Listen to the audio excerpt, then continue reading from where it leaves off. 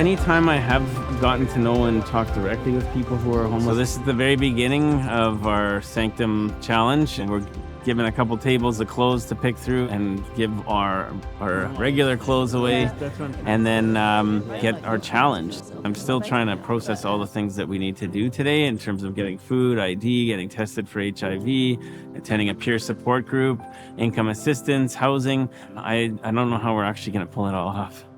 I know it's not going to be a breeze. It's not going to be a walk in the park. We're living, a life that people live every day out there. I'm just hoping to get some more understanding and to just kind of do what I can to raise awareness with my community. Don't be stressed. I think for me, it's just having a greater awareness and understanding of what vulnerable people are going through. I work in housing, and to have an intimate understanding, or at least close to that, I think will help us at work.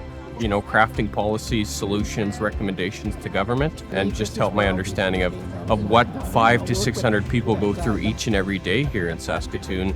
Relative to the intergenerational trauma, I'm a survivor. I'm a recovering alcoholic. You're going to see what our unhoused, marginalized population has to deal with in our community.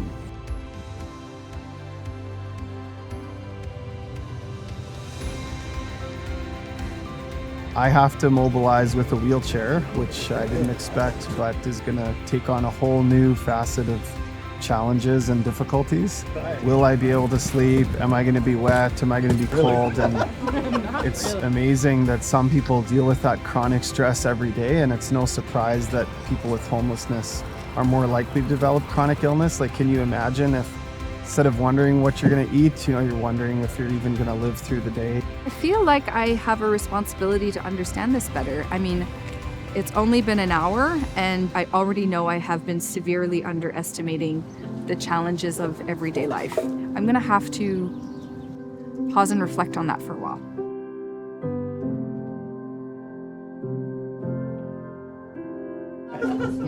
Everyone needs a hockey.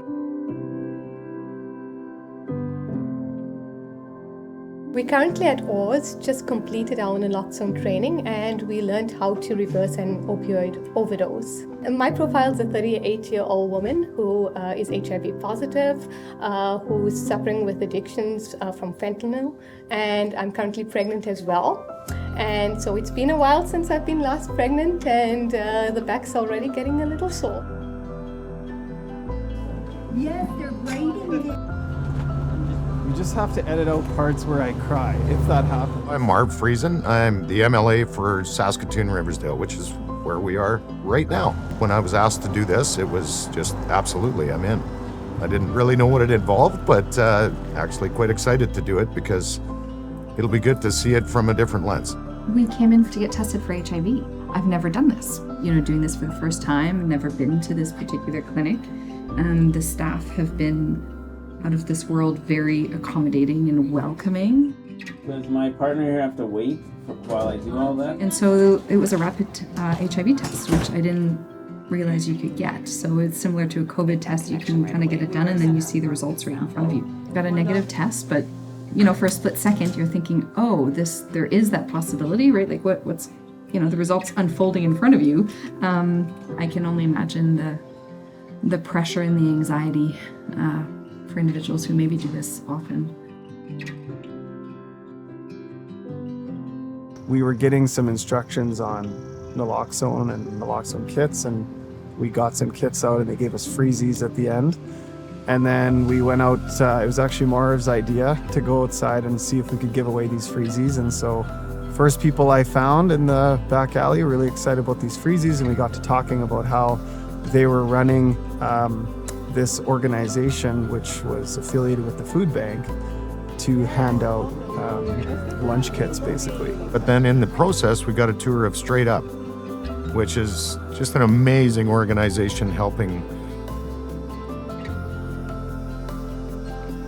people get out of gangs. And great experience meeting one of the gentlemen upstairs, and he shared some of his life. And now they're doing tattoo removal here. You don't have to deal with that anymore. You don't have to look at it anymore. When he had his gang tattoos removed, it was like the weight off his back.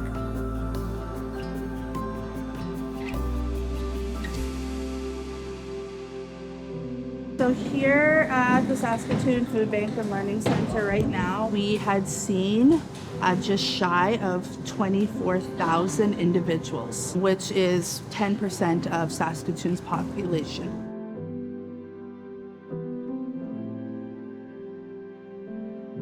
The woman that I was talking to who's with the sexual health clinic, she revealed some statistics that I find quite shocking. So we have the highest rates of HIV. In 2012, there were 8 cases of syphilis per 100,000 population. By 2021, it was 1,940 cases. Wow. The rate of teenage pregnancy in Saskatchewan, the rate in which people are being diagnosed with HIV, it's alarming. Our province has a lot of work to do because we just compare very unfavorable to the Canadian national averages.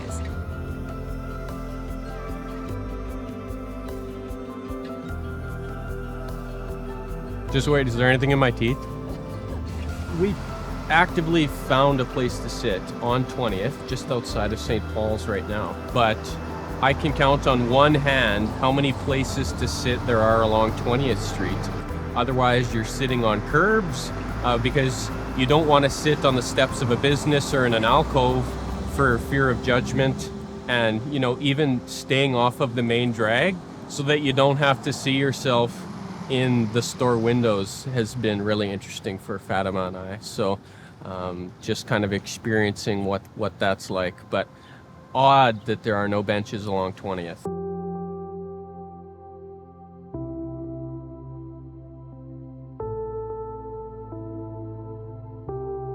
For a 1-bedroom, it's $1,100. A 2-bedroom is $1,200, and a 3-bedroom is $600. We went to see some apartments that she has been able to house people into, and I couldn't believe I was in Saskatoon. Needles on the floor, conditions that you couldn't even imagine. I didn't know that there were places like that in Saskatoon. It's typical. There's always people sleeping in the hallways. There's needles on the floors. There's garbage everywhere. And I look at this whole Sanctum Challenge, and for us it's a privilege because we're just doing this for 36 hours. And everybody else, they're not doing it from choice. How they sell the apartment? Look, so that's how it is on the internet. It should be easier. We just have to make it so there's less barriers to get people housed, because having people housed is going to also reduce the chance that people are going to, have to struggle with mental health and addictions and all of the different things that spill out from that. It's not peaceful being out there and just trying to navigate through the system.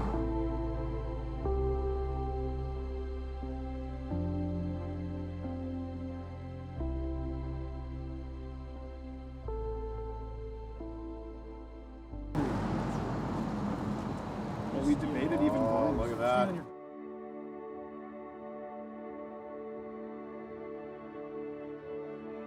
I'm going to give you guys your sleeping assignments for the night. Obviously, when you're homeless, whether or not you'll get into a shelter is a gamble. YWCA. Churn Cavalier. Outside. Salvation Army. We fostered. Outside.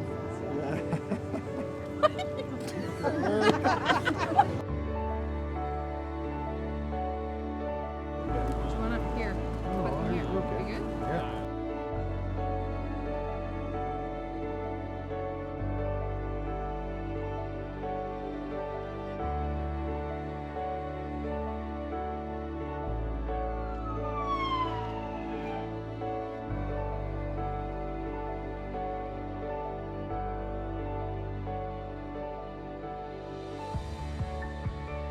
I was one of the lucky ones that gets to sleep outside tonight and experience real homelessness. The shelters are all full, so we had to find a safe spot to sleep.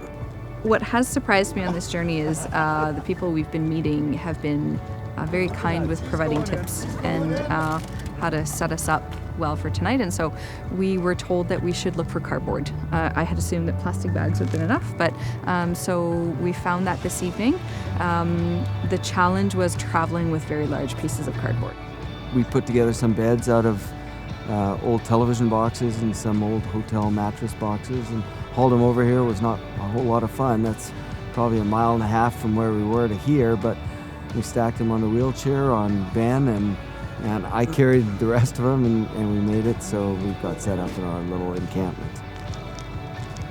The most challenging, I guess, has been to see parts of my city that I hadn't seen before, and I'm embarrassed to say that, and seeing the state of some housing. That was the hardest part. I would rather sleep outside in this park than in those homes.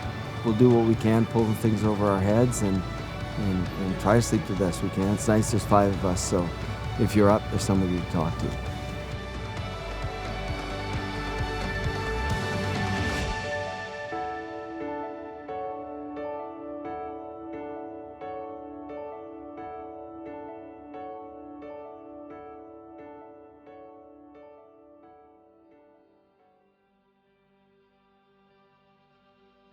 Every time people would come by or you'd hear noise, like not really sure what's going on. And so it's a lot to have other people around, you know, the sense of security that came from that. And I know even people I talked to, some said that at night they just walk because they can't find a safe place. Like night after night, that's just gonna affect your mental health every day, you know, and your body, your health, all those things.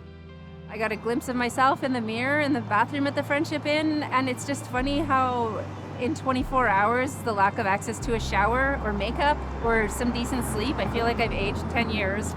And it's already affecting my self-esteem. Like you're walking down the street just thinking like, oh, I look rough. We tried to get a load of laundry done. At least we thought we'd wash our hoodies and a jacket.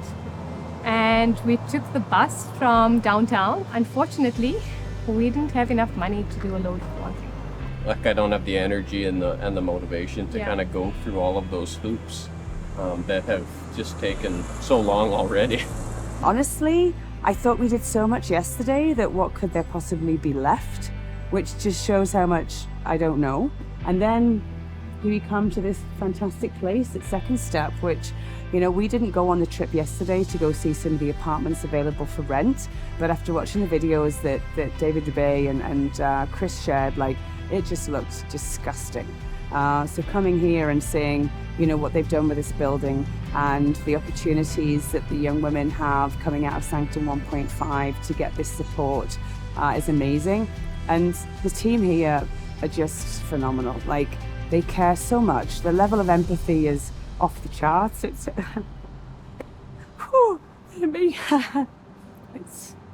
it's big, and these women need it. I'd say I have more hope. I thought this whole exercise was going to make me more hopeless. So many initiatives are happening in the city that are unbelievable, and they just need more support. We have to see the humanity of this. We have to realize that you only build independence by creating a circle of support around somebody and to work together to create that. The more people can put away that discomfort and actually think about why is that person there, and is there anything I can do to make sure that we're living in a community where people feel cared for, that's what makes all the difference. 25 minutes, that's the 36 hours up, but it needs to be the beginning of something. And it certainly will be for me. So it's coming up with change, but also challenging the status quo. I want to leave here not just being a donor and a participant. I want to be an advocate in the community. We need to make sure that our homeless, the addicted, that those with mental health issues living on the streets get what they need to not be judged and to have a future.